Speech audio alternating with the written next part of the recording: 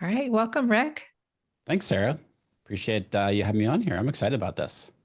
Me too. I'm gotten more and more into AI and I'm very into it. So I just excited to just learn more from you today. And first off, as I was preparing for our conversation, I realized like you are one of only like a handful of men who's ever been on this podcast because it's Oh, for really? women. So welcome Well, to thank our you. I'm honored. Seriously. I'm not saying that like like lightly. Seriously. Thank you for yeah. having me. And so one of the questions that I like to start with, and maybe this is more of like a female question, but just how did you start your day today? How did I start today? So I usually start it pretty much the same way every day is I have to shower right when I get up. Even Mm, though I was working out at 9:30 this morning that I knew I was going to take a shower then. I have to shower right off the bat because it wakes me up. And yeah, then I turn the coffee on and it's kind of a loud coffee machine. So we have like just a blanket for the couch that I put over the coffee machine so as to not wake up my daughter or my wife. And yeah, so it's come out. I usually have some toast and then coffee, and I sit and I do um, like the New York Times puzzles on my iPad. nice. And then I usually, once I wake up a little bit more, then I'll read like the daily AI stuff, like what's going on today. Okay. All Yeah. right. Well, I'm sure we'll get into that. I'm the opposite end of the spectrum. I like to take a shower before I go to bed. I feel like I need to shower like in order to be able to wind down. So Interesting. Yeah, I could yeah. totally see that. And Yeah. kind of like just like wash off the day and Yeah. Yeah. just Yeah. reset. Yeah. Yeah. I'll do that Okay. sometimes if I'm feeling like especially like, ooh, I gotta like I'm not feeling good right now. I will do Yeah. that. Yeah. Yeah. Well, I was introduced to you through one of my mentors, Amy Porterfield's Hmm. community. Yep. And I've been following you since then. I love your newsletter. We'll link Thank to you. it in the show notes for listeners and just learning a lot through you just in that way. And I know there's so many other ways that you teach things, but can you just speak a little bit to our audience, just what you do and kind of just Yeah. briefly how you landed in what you're doing now? Yeah. So I teach online businesses how to leverage AI in their business. Um, Basically to streamline the business, make things easier, make things faster. And, it sounds cliche, but as a result of doing that, your profit should go up because things are getting done quicker. You are able to use AI to accomplish things that normally you would have to pay for, um, previously. So that's my thing. I do it through my community. I have a community called the AI Playbook, which is the same name as the newsletter. And then I have my YouTube channel. So I started the YouTube channel, it'll be middle of March, just over a year ago. And previous to that, I've been podcasting since 2011, 2012. Um, and I sold my podcast in September of 2023. Um, and long story short, so I left the corporate world back at the end of 2012. Then I went into teaching Facebook ads. So Facebook ads were my thing for years and years and years when I started my own business in January of 2014. And and I sold courses, memberships, masterminds, group coaching, you name it. And then I expanded out beyond ads because I just like, I can teach ads to anybody. And I get so tired of talking about ads all the time. And I found more and more people were coming to me and saying, my ads aren't converting, or my conversion rate is my cost per lead super high, what have you. What am I doing wrong in ads manager in setting up the ads? And it wasn't that at all. It was they don't understand their target audience. The So they don't messaging. understand. Yeah. And so it was basic marketing stuff that they weren't getting. On the flip side of that, it was, ooh, my ads are doing really well. My business is taking off. Now what do I do? How do I hire? How do I X, Y, and Z? So, and I love talking about that. So I expanded beyond that, beyond ads, and started, more, call it holistic online business coaching. Burned out in 2023, took 4 months off. That was when ChatGPT, well, at the end of 2022 is when ChatGPT came on the scene, and I was enamored. And I was like, this is going to change everything. Um, and what I found was what was burning me out with what I was doing, the AI was energizing me and learning about that. And so I decided to go all in. And I basically, it's a startup. Not even so 11 months ago, I went all in on AI. And, I was like, I don't want to do podcasting again because I'd done it for 12 years, 11 years. And so I'm like, all right, I'm going to do YouTube. Um, I've always hated running memberships in the past, but memberships just make sense for AI because the stuff's changing so frequently. Like a course doesn't really make sense. So I went all in on the membership. That's my only offer. I do a little bit of leftover one-on-one coaching, if you will, from before. Um, but yeah, I keep it. I'm all about simplicity. So keep Here, it simple. here. Yeah. Yeah, yeah. And so with AI changing so rapidly, like at the time of recording this, it's March 2025. What would you say is the current landscape? Um, I think the fact that, well, number one, I think the fact that those online businesses who are talking about it or are interested in trying to learn it are light years ahead. Just that simple, like that simple interest or that simple, what, I understand this is an opportunity here, or I understand this is where it's going. I need to get up on this. You are already light years ahead with that. So that's number one. And it doesn't feel like that for so many people because they're like, what's a GPT or what's a large language model or something like, but just asking those questions means you're light years ahead from so many people. Outside of that, we are very quickly, all the talk is about agents, like agentic AI. And we're not to where people, we're not to where the stereotypical, if you will, type of agent that everybody talks about, including myself, where it's completely autonomous, meaning like I want it to go, um, whatever, create an entire webinar launch for me. Go. We're not there yet. We're That's we're kind of getting hard to even closer. fathom. Yeah. Yeah, we're getting closer. Um, but we're not there yet. We're more along the lines of like, okay, we can build these AI workflows. So basically, like, all right, what's a workflow in our business? Well, maybe it might be About putting up a publishing a podcast. podcast. Yeah, Yeah. yeah. So somebody, most people will look at that and say, I have no idea where to start with how can AI help me with that process. And so we have to take a step back and look at it and say, well, what are all the steps that go into it? So it's like, okay, I'm going to do, so it's, if you have a guest on, okay, what's the topic going to be? Do I outline, do I research to prepare for that? So that's a step. And then it's the interview, let's just say. Then you have the audio of the interview. So then you can take that audio and you can write an email for it to my email list. You can create a show notes page. You can create social media from it. So it's like breaking it down into steps and then figuring out, okay, well, AI can write the show notes page for me in 30 seconds. Whereas before, it would have taken a couple hours to do that. Or, AI can take this, audio or this video and timestamp it now in a matter of seconds, where before would have taken a long time, or I would have had to pay for a transcript or that sort of thing.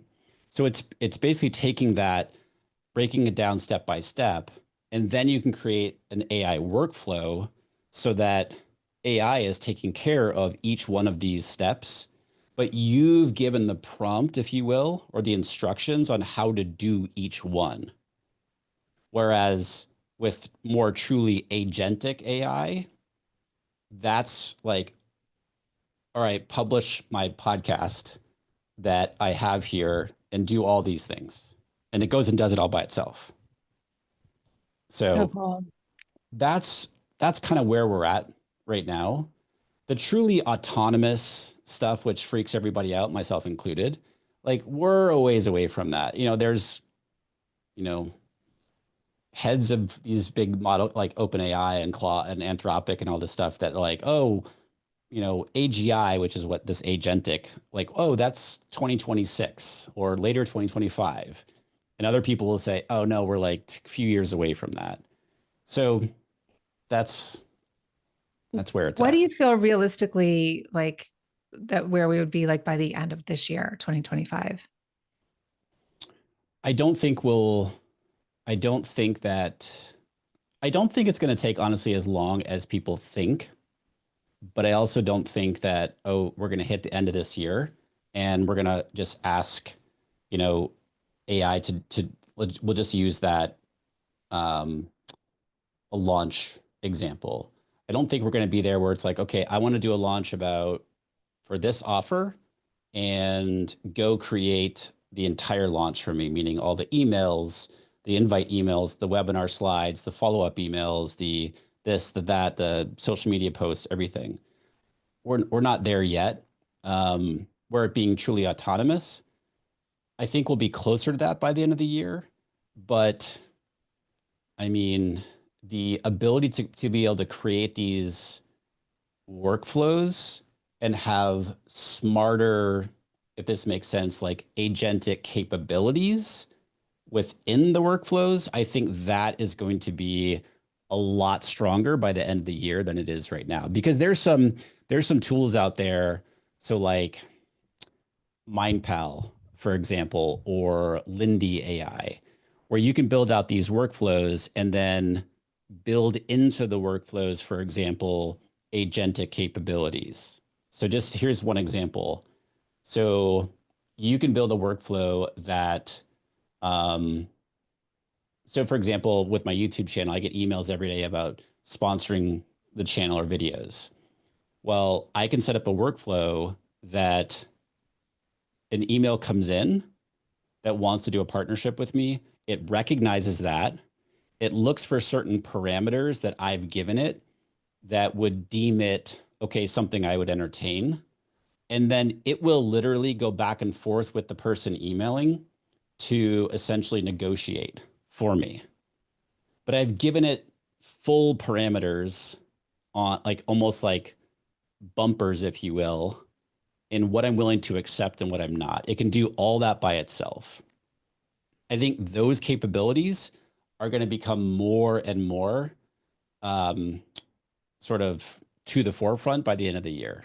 Mm. I also think these more simple agent type of capabilities are going to be more and more by the end of the year, especially with, OpenAI has Operator, which is their agent, and it uses it's its own separate browser, basically. But I like to call it, it's like they can do gimmicky things like, oh, it can go order me lunch and set it up to be delivered to me. Okay, cool. Or it can go do travel research for me and book a hotel. Okay, cool. But like I wanted to, do an entire podcast workflow all by itself. I think that these browser-based agents are evolving really quickly. I mean, even with Vivaldi browser, it's a mainstream browser.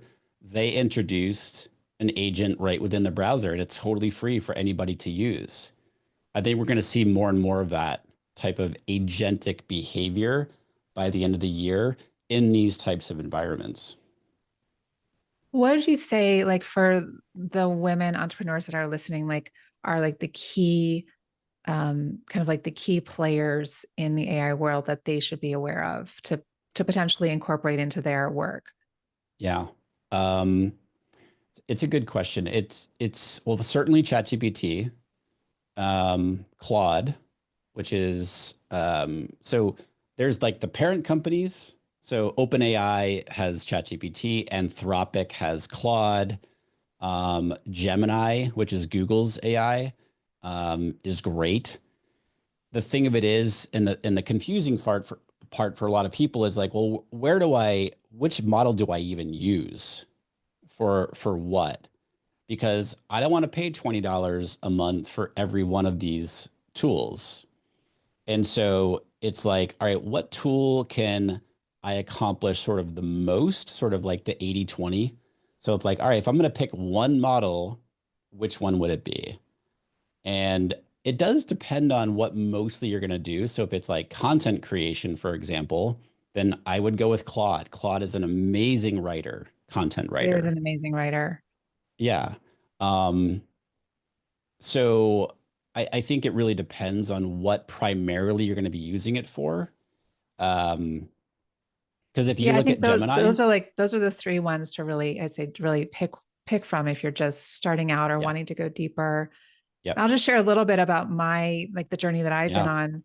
So I started with ChatGPT in like November, December of 2022, like when it first came out. And I nice. used it to help me write some copy for a Facebook ad because I Hmm. hate writing Facebook ad copy. Yep, And it was a lot more basic then. The writing was not that great, but it still did well. And then I was using it some last year, but hmm, really, really at the start of this year, I was like, okay, I'm gonna use this in a bigger way. yeah, And I got on Claude because I had heard people saying if you're a writer, which I am, and you have a lot of content creation, Claude is the way to go. And yep, I was so impressed. But I also found that ChatGPT has gotten its writing has gotten a lot better, or maybe it's just that it's yeah, gotten to know me better or a combination of the two.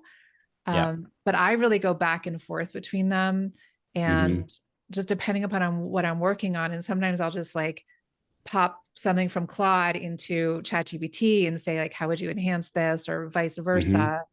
Because I yep. find that they have different voices and different flavors. Yeah, I agree. And you're using it in a little bit of a more sort of intermediate to advanced way where you're almost pitting the models against each other to improve your work, which I think is Yeah. super smart. Um, with ChatGPT 4.5, which at the time recording this just came out like 2 weeks ago, 3 weeks ago, I'm very impressed with the writing. Like Yes, me very too. impressed. I feel like And now I, its writing is like better than Claude. I Like, I find myself using it now for quick rewrites. So I'll yes. write something and I will it doesn't even have my tone of voice or anything, but all I'll say is I want you to spruce this up. That's it. Like how vague is that? And it has been nailing it every time. I'm like, it sounds like me. This is really good. I like it. Boom, done. Whereas I will still go to Claude for a longer piece of content that I'm working on. So there's definitely pros and cons, I think, or advantages and disadvantages to each of the models. But if you're able to do like what you're talking about, Sarah, is like you're comparing the models output against each other to try to improve it. That's best case scenario. Yeah. Yeah, it seems like ChatGPT, I find it better for some marketing, like shorter marketing content. Yeah. Claude, I use more for like my newsletter, Hmm. for mapping out my podcast. So let's talk a Yep. little bit about projects and custom GPTs, because Yeah. that's what I started working on at the beginning of the year because I just kept hearing Yep. about it from you, from Amy. And I was like, Yeah. okay, I need to get in on this. And Yeah. I feel like there's still like a lot of enhancements for me to do, but it has helped Hmm. a lot. So can you talk about what are projects and what are custom Yeah. GPT? So when you would use, so basically projects are Claude projects. GPTs are, you build them in ChatGPT. Essentially the same thing. It's just different names. Now, but there are some pretty significant differences though. So the when you would want to create a GPT versus just prompting, just going into ChatGPT or just going into Claude and chatting with it, is if you've got a repetitive task. So for example, a podcast and putting it together every single week, or an email newsletter every single, you'd want to build either a GPT or a project. Because it's repetitive, you set it up essentially once, and then you can keep going back to it each time. So you give it instructions, you give it examples of the types of things that you're looking for, and then you keep going back to it. Whereas if it's just more of like a one-off type of question or a one-off type of thing that you want to get done, you could just chat with either ChatGPT or Claude. The primary difference is, number one, is you can put way more knowledge files. You can put way more knowledge files into a GPT than you can a Claude project. And I don't know how far you want to go down the knowledge files, but basically Yeah. knowledge sources. So AI in general loves context and examples. So So maybe for we can give an example, example, like I set up a Claude project for my podcast. perfect. And Yep. so like the knowledge that I was uploading into it were um, podcast transcripts, Yep. Yep. information about my ideal client avatar, Mm-hmm. um, show notes. Yep. And so I just put in like as much as I could. Perfect. Yep. And Yep. but yeah, there's the limits, because also in some of the other cloud projects, like I've written 3 books and I'm just trying to Yep. upload my books in there and I can't, It's which is because, so frustrating. yeah, because Claude's, what they call token limit, the context, the amount of context that you can put into it is much less over there. Um, Whereas if you go to load up, and I don't off the top of my head remember how many, like the file size and the documents, but like um, I know somebody who has multiple, New York Times bestselling books, and they ran into the same issue. So what they've done is they have a GPT that they built, all their books, all their past presentations, all their content from over the years, and they're able to put it in there. Now, one little trick with that, by the way, is if you can put whatever the content is into text format, like a text file, TXT, or even Markdown, Mm. it's a smaller file Rather than a size. PDF. PDF's huge, like file Okay. size wise. Same Oh, with like a interesting. doc. A doc is going to be bigger file size and take up more space. So you'll be able to put fewer PDFs or fewer docs as knowledge files than if they were converted to text files or markdown files. Yeah. And I've heard you say that it's good to create projects or custom GPTs like as specific as possible, like not to have like a generic, like a Yes. general one, like marketing, but like, podcast, newsletter. I did one for like a Yeah. webinar I was doing. So like smaller projects. Yeah. Like single task, single task. Now, I would say the the caveat to that is if you were to create one that has all the information about your business, like podcast episodes, all the content that you've put out, information about your target audience, questions that you get from your audience on a regular basis, all, like as much as you possibly can, just general information about your business and what you do. And then you can use that GPT, for example, to come up with ideas for things. Mm, That is a good use case. right. But other than that, you like you just said, Sarah, it's like, all right, I want one because the email writer, just like if you were to hire somebody to write emails, that person is not going to be probably very good at prepping a podcast. like different skill sets. So it's, Right. think of it like that as well. So you like GPT or a Claude project per task. Right. And Like one for then, social media, like all the yeah, things that you're creating exactly. content for. Exactly. And then the next iteration of that, and you can't do this within Claude projects right now unless you're using like the API. You can, there's a workaround that you can do with GPT, but then the real wins start with sort of like the next level is like when you start to string these together.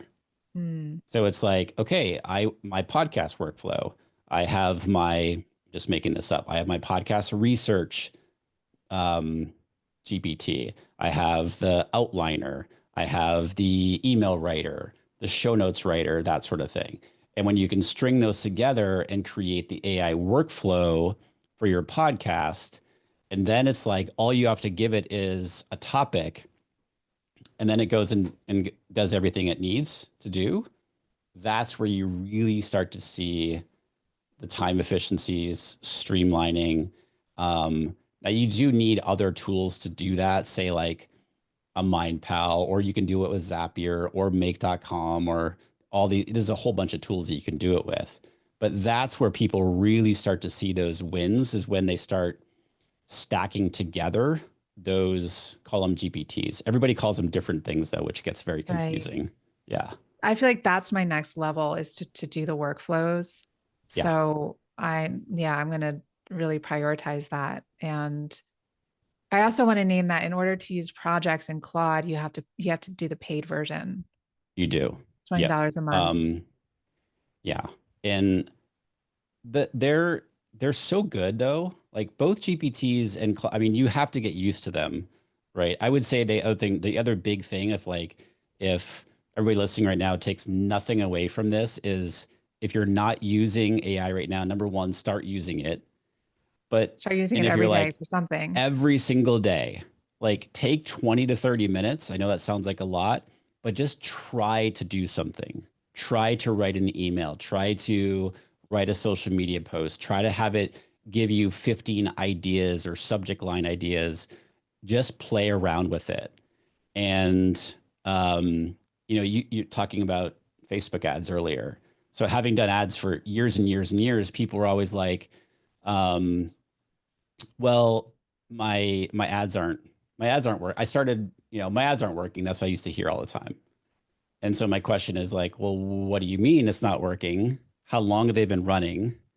And then 9 times out of 10, people would say, well, I started them on Monday. It's like, well, today's Wednesday, you know? Give it more time. And they would just like write it off as that didn't work. Well, I see that happening with AI as well, where people are like, oh yeah, like this doesn't sound like me at all, or I didn't get the kind of output that I'm looking for. Well, it's like, well, how many times did you try to get it to work? Because it does work. You just have to be willing to put the time in to learn and to keep iterating on it to get to the point where you're pretty happy with the output. And it also seems that when you create these projects, that then, and tell me if I'm right or wrong about this, but then that information from those like higher level projects, like kind of like an umbrella, then it filters out into other, like then if you just do what is it? Just a Just prompt chats. or just chats. If you just do a chat, it can filters into all of those without you needing to constantly start over. But only if you're working in the project.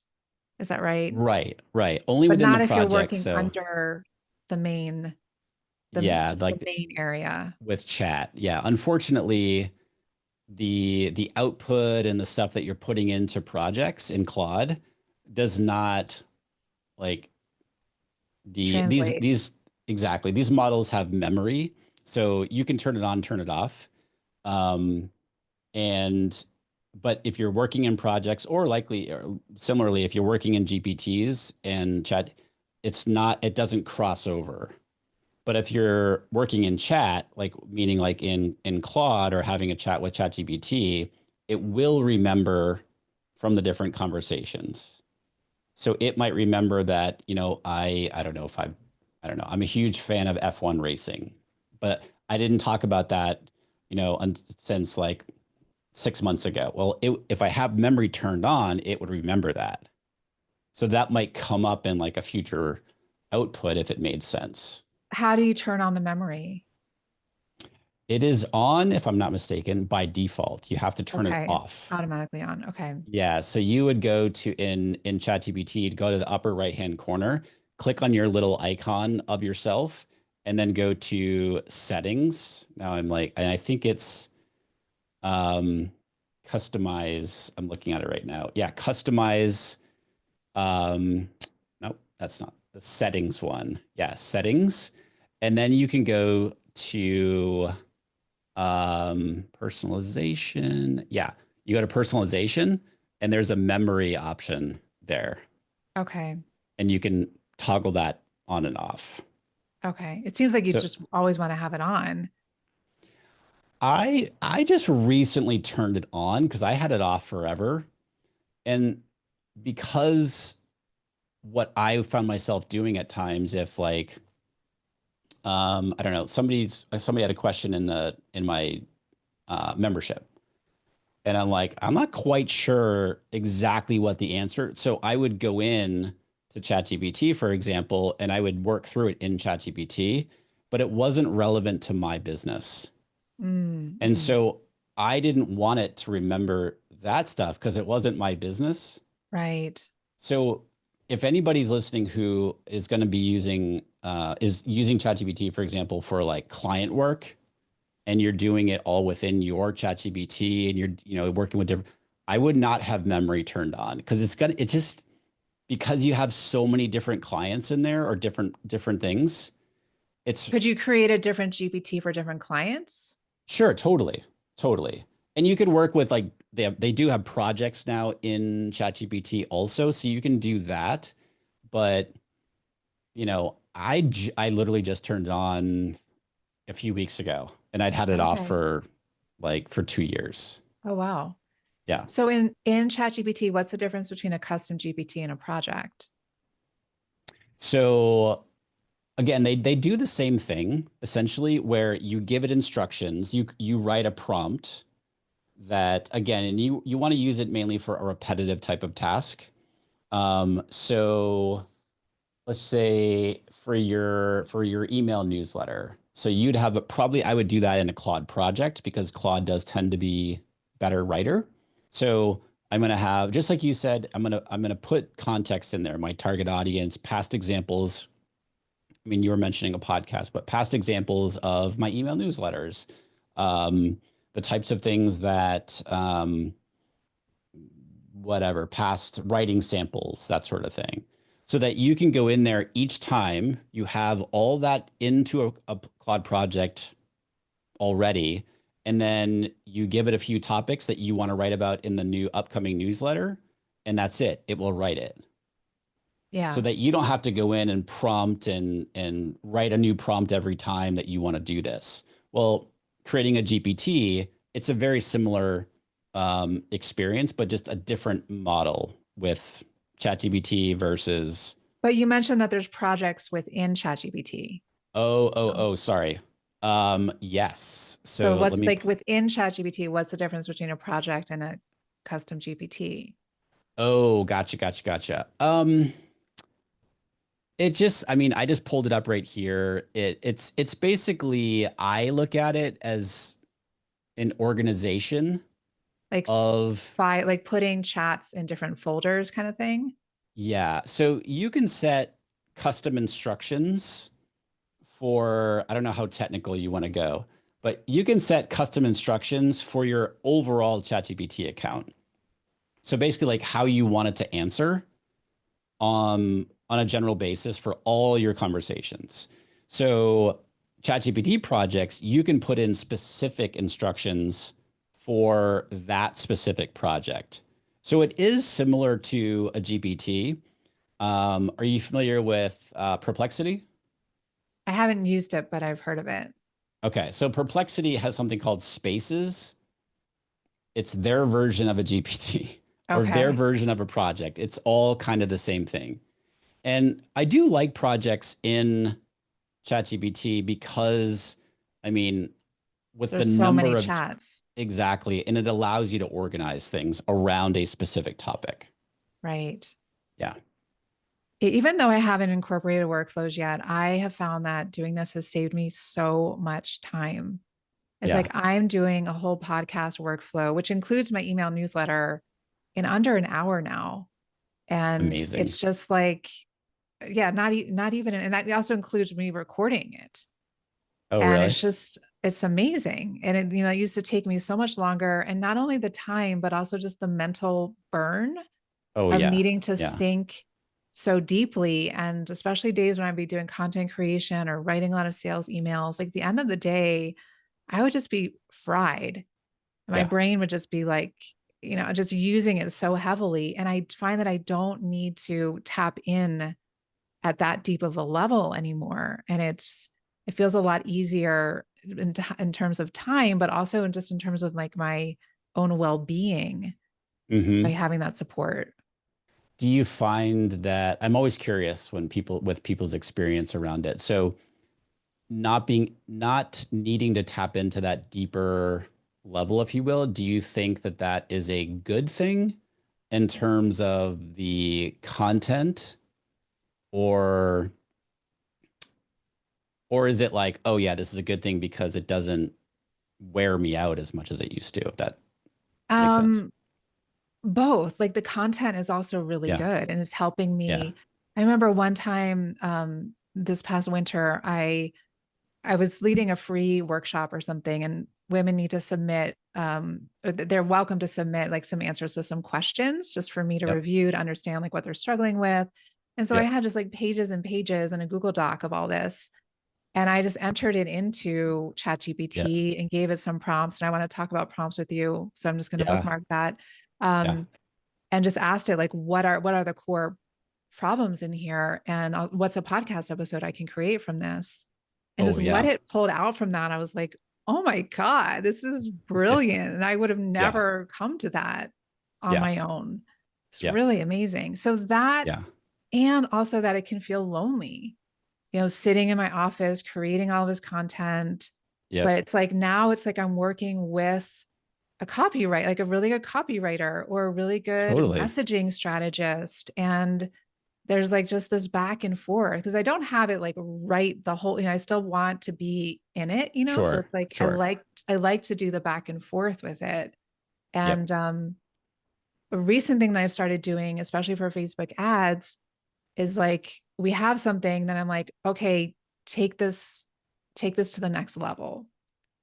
Yep. And it drops in like more emotion, Yeah. more sensory detail. And then Yeah. it's like, oh, this is good. Okay, take it to the next level. And it's just like it's So I love really that. amazing where it goes and really See, good. I love that you're doing that because I like to talk about that. I think the real skill with AI comes in being able to articulate what it is that you want. It sounds easy to do, but that's actually pretty hard for a lot of us because people get hung up on, well, I don't know how to prompt, for example. They're like, well, I don't know I've heard I have to format a prompt and stuff like that. Well, when you step back and think about it, well, do you know what you want? Well, okay, I want to take this information and I want to see if I can get podcast ideas from all this information. Okay, great. Like, can you articulate that to the AI? Just like that. You don't have to write a prompt, fancy prompt, just say, look, I'm not sure how to prompt you to do this, but I have this document full of answers and I want to see if you can pull out ideas for my podcast. And like, that's it. See what it does. And, but a lot of people, that's really hard for us to be able to clearly articulate what it is that we want. But you asking, like, you thinking about even the fact that, oh, this is, I want to take it to the next level. So I do something similar where I'm like, okay, I'd say this is a level 2. I want you to take it to a level 4. That's all I'm telling it. And Mm, I the like the output, level number there. Yeah. because it likes like clarity and specifics. So if I'm saying, Now I could even take it a step further and I could say, on a scale of 1 to 10, I give this a 3. I want you to take this to a 7. That's more clear. And that's probably a better response. And now I can say, oh, okay, what you've just given me is a 7. Let's take it to a 9. Or you Wow. might be like, oh, this is cool. I like it. And let's talk more about prompting. Yeah. Like what is a prompt and how, and I hear you saying it doesn't need to be super fancy, but like just what are the basics of Yeah. how to tell it what you So want?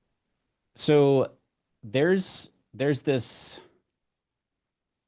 there's a lot of back and forth on this, especially as these models get more advanced. So when we're talking about Claude, for example, 3.5 Sonnet has been out for a long time.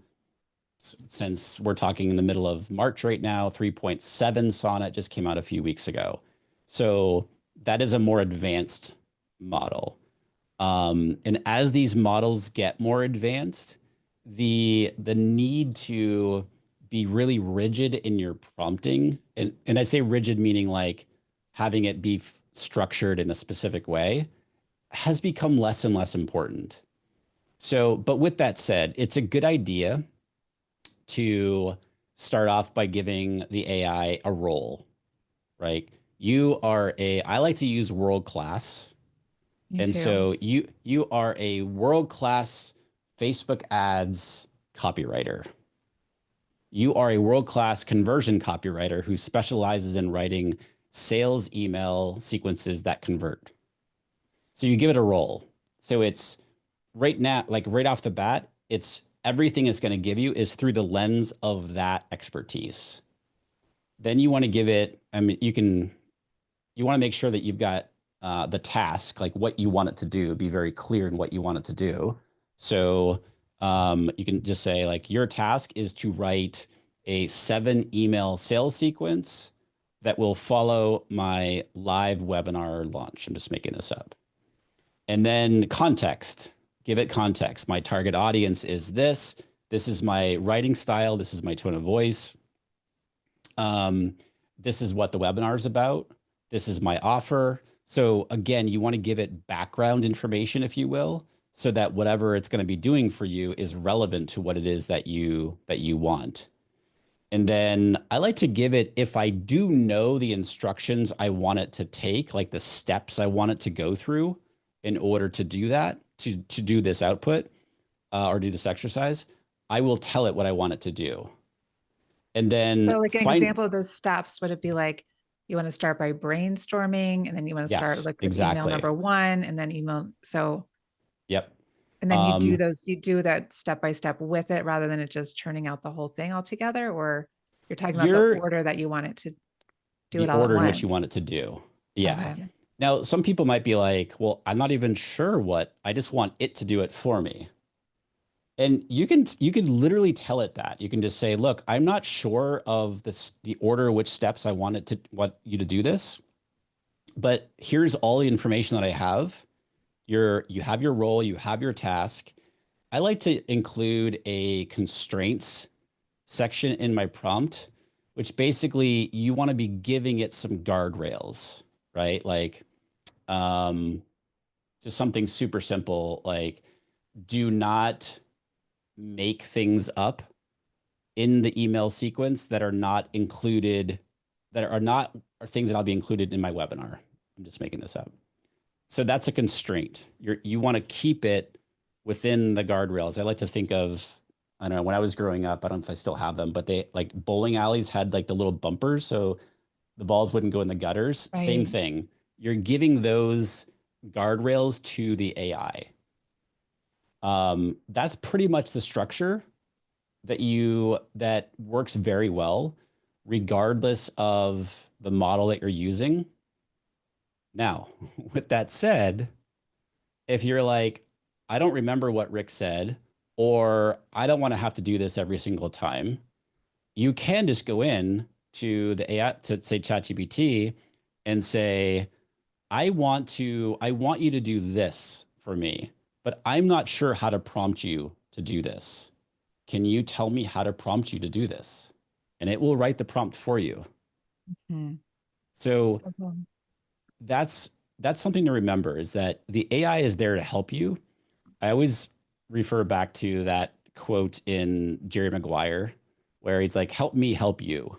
It's the same thing. It's like, hey, AI model, help me so that I can help you. Meaning, hey, can you give me the information that I need to give you in order to do my task? Um, and I was literally just reading today, the next video I'm going to do on the YouTube channel is about some use cases for Claude 3.7. And in terms of prompting, the best practices for prompting are actually kind of changing. So for Claude 3.7 specifically, it's like you want to just start a conversation with it. And just as an example, is like, you could just be like, hi, I want to write an email sequence for an online promotion I have coming up. Can you help me with this? And then it will say yes, and then it will ask you a whole bunch of questions that it needs the information to. So it's telling you what it needs in order to do this task for you. And so answer those questions, and then you can just say, do you need more information than this? And so you're just having a conversation with it. So I would err on the side of, if you're like, I don't get this prompting frameworks and all this, start there. Just have a simple Have a conversation. conversation with the AI and ask it what it needs from you in order to do the task.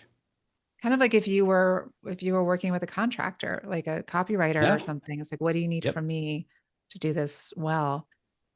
Yep. Question about Exactly. Claude. Yep. In addition to the limits of the knowledge that you can upload in the projects, Yeah. I also get frustrated that chats they run too long, because sometimes I'm in a really good chat and like Yeah. I'm on a roll, and Yep. it's like we reach the time limit, and then I need to Yep. wait like 2 or 3 hours Yeah. to be able to use Claude again. And it's like, I'm it's laughing. I'm only laughing because I've had this conversation 3 times today. This okay. is a very big problem. And you don't run I into that with ChatGPT. ChatGPT, you can just keep going and going. Correct. And I personally, and I don't have a special account. I'm not doing anything different. I'm knocking on wood right now on my desk. I don't run into that problem. Oh, wow. I don't know why, but And do literally, you do long chats in Claude? yeah, yeah. Wow. Like I don't know why, but I tend not to run into that problem. Okay. So just know, number one, that is everybody runs into this problem. It's a very common thing. Um, Anthropic is aware of it because people are telling them all the time, like, look, you got to fix this. But there is somebody in the community shared this. It's not a prompt, but it's basically a paragraph that I will just sort of paraphrase for you. It's essentially like, if this happens, and it's like it usually gives you a warning, right? Like you're Right. coming up to the limit, because there's nothing more frustrating when you're rolling along and it's like 1 o'clock in the afternoon and you Yeah. hit a I was limit writing and it's sales like, emails and was like on a roll, and then I had to like just stop. yeah, yeah. So it's super frustrating. So a couple different things. So number one, you can just tell it, like, basically say, this is amazing information. You're being super helpful, that I'm coming up against the rate limit. So I need to start a new conversation. Please, like, what information from this chat string do I need and will be most helpful to continue this conversation in a new chat? And it will give you that information. And Okay, that's a good idea. if you think it's missing things, again, tell it, like, ooh, I think that we're missing this. And it'll say, oh yeah, you're right. Do this. Now, the other side to that is you can use the API. So the API is completely separate from paying $20 a month for Claude. So the API is through Anthropic, which is Claude's company, the parent company. You pay per, how do I say this? You pay fractions of a penny for tokens, basically. So you, just as an example, you could probably write an entire sales sequence for like a few pennies, honestly. And you're not going to run into The the rate limits, usage limits. limits. Yeah. Okay. But you're paying for the API usage. So basically you would go into the Anthropic console and you would put in a credit. Now I'll tell you, I use it all the time and I usually put a credit in like $5 and that'll last me a long time, like a Hmm. long time. But that is one workaround. Most people are like, I don't want to mess with the API. It sounds too technical. Um, but yeah. Okay. Well, good to know I'm not the only one. I Oh wanted yeah. to share a couple of other ways that I'm using it in my business in case it's helpful Yeah. for those listening, and also just to get your feedback on it. But created a custom GPT and chat GPT for customer care. And Yep. like we have a customer care playbook that Yep. talks about, like the brand voice and guidelines for how to respond. And then an FAQ, which just has, all of the frequently asked questions for different programs and different Yep. scenarios. And it allows my team and so uploaded those, it allows my team instead of needing to like look through the FAQ Yep. that they just enter, and I made it public for them. So they just Yep. cut and paste the person's question in there, Yep. and then it brings back a response. And Brilliant. sometimes, we need to tweak it a little bit, but it really also helps my team Yeah. and it helps me because then I just know that like the responses are going to be for sure in Yeah. our voice. And they're not bugging you every day Exactly. for Yeah. stuff like, how do I answer this? Yeah. The only thing I would add to it is ChatGPT especially loves to make things up. So especially with GPTs, right? So you give it all those documents that you just said, it will still tend to make things up that are not in your documents. Okay. So you do have to, at least I like to, in the way that I teach it, is be very clear in your GPT instructions to not make up and not don't make up information that is outside of the knowledge files that I have given you, and be very explicit about that. Okay. Would I that would be a also knowledge document that you upload, like that no, I would guideline? put that in. Put it in I the, would I'd put in the instructions. okay. Yeah. Um, the other thing too is when you're creating a GPT, you have like the presets that you can do, like web search and analysis and that sort of thing. I personally like to turn off web search in Yeah. addition to giving it a very explicit do not stray from this information I'm giving you, when you're answering. Okay. We'll Yeah. do that. But it's a great use case. It saves so much time and it's so much better for your team just to Yeah, they really have, enjoy it. yeah, one resource. So you're like, okay, cool. I'm not sure how to answer this question. I'm going to look it up in the GPT, or I'm just going to copy the question, stick it into the GPT and see what it comes up with. And Yeah. then trust that it's good and written in your voice and send it back out.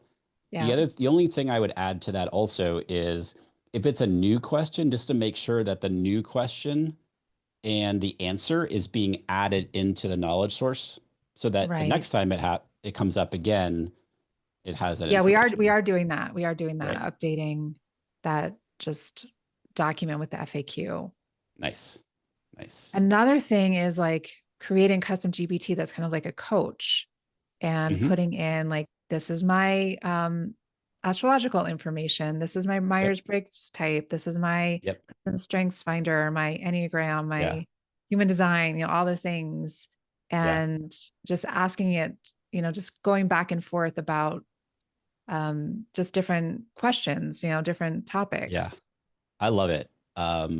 That's for me, those are the really fun use cases for GPTs. Like I have one. So I have I would I've never been diagnosed, but I think I have ADHD. I have trouble focusing and I get scattered very easily, et cetera, et cetera. So I built an ADHD coach plan, a ADHD productivity coach. So I can, I've trained it on books that I've read. I've trained it on all kinds of scientific articles and other stuff that, I can, for example, take my to-do list, I can stick it in there and it will help me prioritize that, break it down through the lens of an ADHD brain. Or I can take a screenshot of my calendar and I can ask it for feedback or how it would recommend me, so using it for those types of use cases is super effective and super fun, I think. Also, downloading, obviously not stealing the books, but downloading books That's what I from, wanted to ask you about and too. Yeah, so because they, Kindle yeah. just changed. Today is what? The March 19th. They just changed it on like 2 weeks ago, less than 2 weeks ago, where before you could download the book. Like if you bought a Kindle, you could go into your Amazon account, you could download, I think it's like the EPUB file Right. version of that book to your computer. And then there was a way to convert that to a PDF. And then boom, you've got your PDF that you can upload into a GPT. They just removed that feature. There All right. is a new workaround that, do you know who Michael Hyatt is? Yes. So Michael is in our community, and he's the one that came up with this process. And then everybody was like, "Oh no, this is going away." And he just shared a new process. I've not gone through it yet, but apparently there's another workaround to do it legally. Like you've bought the book, but this is a great use case for GPTs. Is like, what if you want for like a coach Like I've around heard you mention, and I recommend this book a lot, is 10x is better than 2x. totally. I have a So GPT for that. can you give an Absolutely. example? Like if you want to, yeah, if you want to do a GPT Yeah. with that and how you would have it coach you. 100%. So I have it trained on asking me a series of questions based on the framework of 10x is easier than 2x. And so it'll ask me questions like, like what my goals are and what am I currently doing in the business and what is currently successful? What's taking you a long time? Where do you spend most of your time, et cetera, et cetera? And that will help you create a plan based on this principle of 10x is easier than 2x, of how to approach the business. And it's awesome. It's really good. Very cool. I have another one that's through the frameworks of, I'm just blanking on, bottlenecks. So like there's the whole like bottleneck theory and all, like there's plenty of books on this, and I built a GPT for that. Actually, I've shared that with my community where it's like it asks you some questions and it will identify the bottlenecks for you in the business, and then it will give you a step-by-step plan for how to overcome that and fix X, Y, and Z. So it's just creative ways to take the books that you're already reading and allow them to be resources for you ongoing that you can always go back to, And which really I apply that knowledge totally, in to your day-to-day life and work. yeah. So I have one that when I was downloading all my books before they changed Uh-huh. um, and I was there, what was it? I think I was downloading I have a bunch of books around financials or something like that, like business financials and all this. So like you could take like 6 books for you, for example, that you have around that one topic, and now you have a business financials coach that you can create Mhm. for the GPT. So cool. So yeah, And I want to honor your time. Like I feel like there's so much we can talk about. I want to I just, just feel like I'm getting warmed up right now. yeah, I want to like also just briefly touch on the voice feature. Yeah, Um, before we close, the voice feature yeah, in ChatGPT, because I think that that's also yeah, really helpful. And just going back to that more like conversational yeah. um, It's tone that you were another talking about. so this is ChatGPT's what they call advanced voice mode. It's all it is there's in the bottom right hand corner of your mobile app on for ChatGPT, there's like a little few different lines, vertical lines, and you can click that and you can basically talk to ChatGPT. Another perfect example where it's just conversational. You're not like, you are a I mean, you can do that, but it's just having a conversation. My daughter, her school is literally 2 blocks from us. So we just walk to school. And I remember several months ago, I was trying to work through something in my head. I was trying to work through a new offer that I was thinking about doing. On my way back, it's literally a 7-minute walk back. And I took out my phone, opened ChatGPT, started talking with ChatGPT. And I basically said, I want you to help me flesh out this new offer idea I have for my business. I gave it a little bit of context for the business. And although right now it would know because then I didn't have memory on, I do now. And I literally, by the time I got back 7 minutes later, I had a fully fleshed out offer with pricing strategies, with what the offer was going to contain. And it was all it was transcribed inside my ChatGPT account. So just a conversation with ChatGPT, um, it's awesome. Like it's great for coming up with ideas. Oftentimes we have these ideas when we're out for a walk or Yeah, I use this wherever. when I'm walking or driving. Yeah. So like grab your phone, start talking into it, talk through something. Um, I built, oh, on that, and Claude they're working on this right now, the being able to talk to Claude. Um, but like it can, at the end of the day, if you've had a crappy day, for example, you can just open up ChatGPT and just be like, look, I had a crappy day today.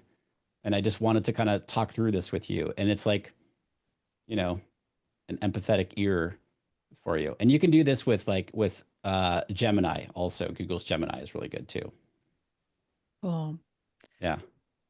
Well, So many things, Sarah. yeah, this was really awesome. And I'd say, I think the women listening will be at different levels. I think maybe I'm like Yeah. more ahead than most of the women listening.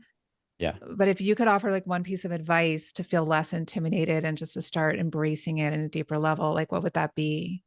I would say pick pick a tool like ChatGPT or Claude or Gemini or whatever. Just pick a tool and just if you're brand new or even if you have been using it but not really still not sure how to like use it every day. You like just for random questions. If you're like I'm not sure how to prioritize my day tomorrow, can you help me? Um, like my wife and I have the same go around conversation that most families do. Is like, what are we having for dinner tonight? You could be like, I not sure what to have for dinner tonight. Can you give me 5 ideas that will take less than 20 minutes to put together that are like just start using it. And with that, if you don't know how to ask it for something, but yet kind of what it is that you want, tell it that and just say, look, can you help me do this? I don't know how to ask you what you need. And it will tell you. So just keep using it. Yeah, I'm going to Italy later this week, and it has helped me map out Oh, an amazing. itinerary, like a very Yeah. in-depth itinerary. One other fun way I've started using it is I draw a tarot card in the mornings, Yeah. and then Yeah. I bring it to I have one chat in ChatGPT, and I ask it to help me interpret it, and Ooh. it offers all these reflection questions, and then it builds each day. So then it remembers like, Yeah. well, you do this day and that day, and like weaves things together in an interesting way. I love Um, that. so Yeah. that's like my favorite chat with it. I just look forward to Yeah. that every morning. That's really cool. So you have Yeah. a card deck that Yeah. okay. Yeah. That's cool. Yeah. I pull the card and then I read the little booklet with it. And then later I type it into ChatGPT. This is the card, what help So you me. could even take a picture of it with your phone and stick it in the so you don't have to like type it out what it said. You could just take a picture Right. of it and say, this was what I drew today. Yeah. Yeah. Love it. That's so cool. So I where love can it. listeners learn more about you? And is there anything that you have going on that you want to let us know about? Thank you. I mean, the YouTube channel, totally free. Do weekly videos. I do a lot of use case type of videos. I also do a lot of tools videos for different around different like productivity or whatever. So that's Rick Mulready over on YouTube. The newsletter is it's a beast. It's a lot because I cover a lot in the newsletter we publish on Sunday mornings. That's when I Um, publish too. So I always read yours. yeah, Then thank you. Um, so yeah, I always have a use case in there every single week. I have an insights section that is just my thoughts around something in the space or what's happened over the last week. And then I have a sort of an update slash news section, but it's relevant only to online businesses. And I'm only yeah, saying that because there is news every single day about the next robot or, you know, self-driving car or chips or whatever. And those are all cool, but like I filter the news that's only relevant to online businesses. So that's that's helpful. over on my website, rickmulready.com. The newsletter is called the AI Playbook. And that's the name of my membership Your community membership. also. Yeah, the AI Playbook. Yep. Great. We'll put those links in the show notes for everyone. Awesome. Thank you. And one closing question is, Yeah. what is your current growing edge?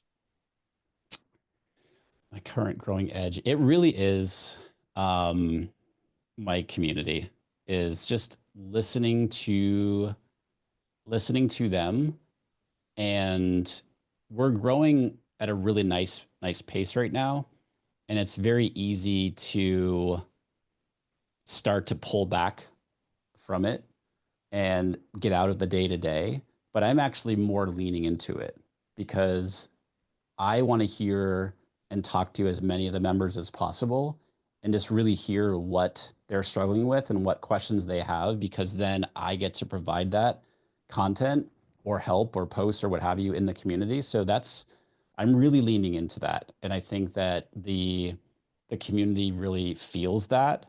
Um, and our churn rate as a result is absurdly low, which I'm very proud of.